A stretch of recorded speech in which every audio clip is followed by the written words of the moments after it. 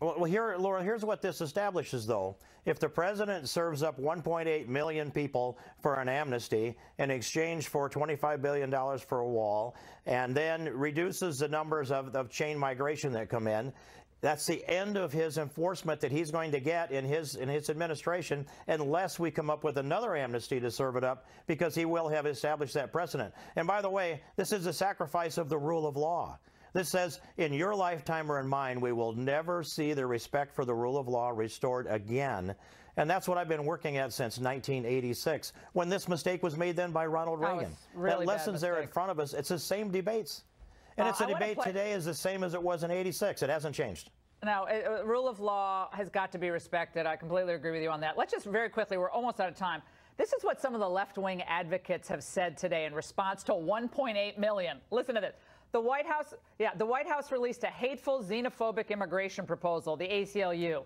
The Huffington Post writer, it's a little more than a racist ransom note from a group of nativists. America's Voice, they think they're offering up a spoonful of sugar. They can get Congress and the American people to swallow the bitter medicine of radical nativism. United We Dream says, let's call this proposal what it is, a white supremacist ransom note. Now, come on. The left is so over the top in the response. Trump has exposed them as fanatics. And my listeners are enraged. I can tell you that, Congressman. They can't even believe what they're hearing. Yep. But the practical understanding of all of this is you don't have 60 Steve Kings in the Senate. You don't have 60 Steve Kings who are going to vote for cloture on an immigration proposal. It's just not going to happen. I wish we did. I wish we had more people that believed in the rule of law. And I looked around here a week ago, Laura, and I had a hard time finding anybody. Now that coalition's growing. So thanks a lot for doing this tonight. I appreciate it. All right, we appreciate it. And by the way, Congressman, we could be on the verge of a stunning game changer in the Russia investigation. But the forces aligned against President Trump are fighting back. Our panel of experts will tell you up next what to expect. Do not touch that dial.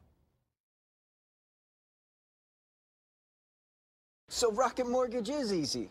As early as Monday to publicly release that bombshell memo on the Russia investigation, or at least that's what we understand. It's a bombshell memo. Republicans who've read it say it suggests serious surveillance abuses by top members of the FBI and the Justice Department. President Trump would have to okay the memo's release, and the DOJ is fighting hard to prevent that. Let's bring in Wall Street Journal's Kimberly Strassel, Florida Congressman Matt Gaetz, a member of the House Judiciary Committee, and Bill Gavin, a former assistant director of the FBI's New York office. Great to see all of you. Let's start with you, Congressman Gaetz. I talked to one of your colleagues earlier this evening, and he said the following, a Republican. He's a senior House member. He said, I'd be careful in hyping the contents of this memo. He said, I think some of my colleagues are overselling what's in it.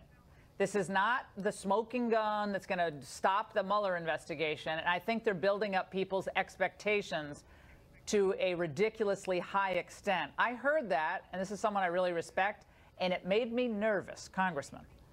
I would say that the memo has to be evaluated in the context of all the other stunning information that we've learned. Everything from Andrew McCabe's email saying that there would be a headquarters special and a pro-Hillary bias, to all the other text messages between Lisa Page and Peter Strzok that show a real hatred for Donald Trump, and not only a bias, but an intent to act on that bias in a way that would undermine his presidency. And so I think, yes, the memo in and of itself doesn't tell the full story, but in the context of everything else we've learned, I think it shows us that the Mueller probe is rotten to the core, built on a rotten foundation.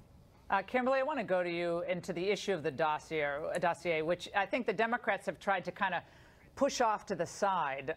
It looks like this was used multiple times in order to justify the ongoing surveillance of the Trump campaign and then maybe going forward. What does the public really need to understand about this? Because I think some people hear dossier and they think, oh, the Republicans are into their conspiracy theories and it's too much for me to comprehend right now. But what on a Friday night can we tell the viewing public about why that particular issue is so important? Well, it has been reported that it was used, and hopefully this memo will confirm whether or not that's true. But here's why this matters. If that is indeed in the memo, Laura, then that in of itself is a modern-day political scandal that is nearly unrivaled. Because what you are fundamentally saying is that there was a campaign document that was paid for and produced by one presidential campaign, and the FBI used it as a justification to spy on a rival political campaign. And I don't care what your political affiliation is, you should be terrified that something like that could happen. And that bar needs to be set. This in itself is a terrifying idea, because you already seeing people, they keep moving the goalposts in this about what counts as shocking or what counts as scandalous. This just needs to be viewed as bad in and of itself if that's the case. Well, let's move on to the effect that this might have had on the morale at the FBI. We've been hearing a lot from Democrats, who usually are big critics of law enforcement, especially on the state level, who say, well, the scrutiny of the FBI and this relentless criticism is going to hurt FBI retention, and it's going to shake the public's confidence in this institution.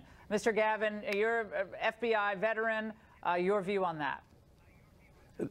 Those kinds of things are stated, Laura, simply to further their own cause and their own belief.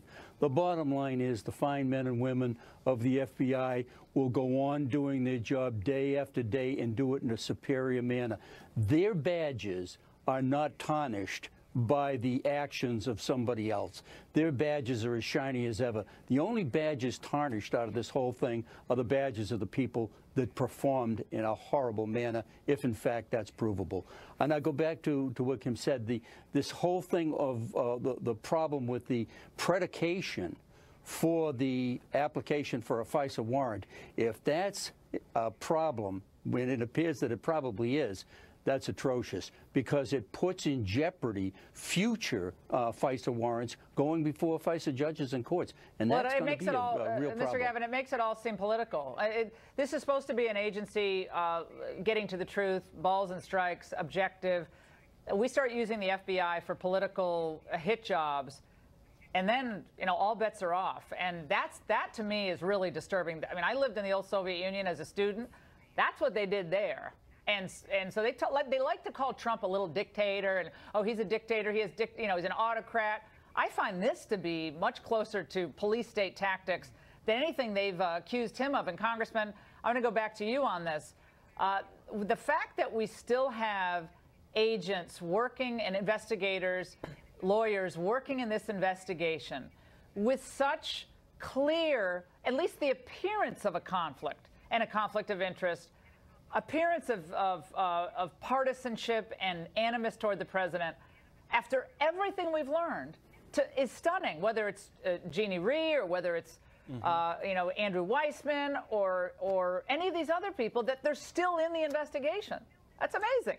Well, and one of the things I can say about this intelligence memo is that names are named. And so we're going to be able to see who is engaged in conduct that has shocked me and so many of my colleagues in the Congress. And I think that the result of all of this should be bipartisan legislation to actually reform these processes so that you don't have these folks sticking around after bad acts. You've got more oversight, more transparency, and then we can restore confidence in the FBI and Department of Justice. Look, we don't enjoy beating up on these entities that are essential to preserve our democracy.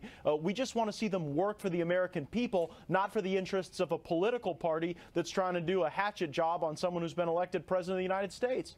And Kimberly, before we let you go, the move to focus on whether Trump was itching to fire Mueller or said something, whether it's he was frustrated, and McGahn said, "You do that, I'm out." You know, I'm not. I think the White House is maybe disputing that. It's unclear. And the president's back from Switzerland now. But to me, that doesn't surprise me. If the president truly feels like it's an unjust investigation, and then investigators who are working on it are themselves biased or Clinton or Obama loyalists, you know, I'd be frustrated too. I wouldn't move to fire him, but I'd be frustrated. Well, there's no crime in asking questions, too. And in the confidence of your inner circle, raising questions about whether or not there are conflicts, whether or not there is bias, and whether or not that is a cause for any sort of action. The important thing is he didn't take action in the end. And so now we've spent 2 days talking about a thought that went through President Trump's head. And we keep hearing from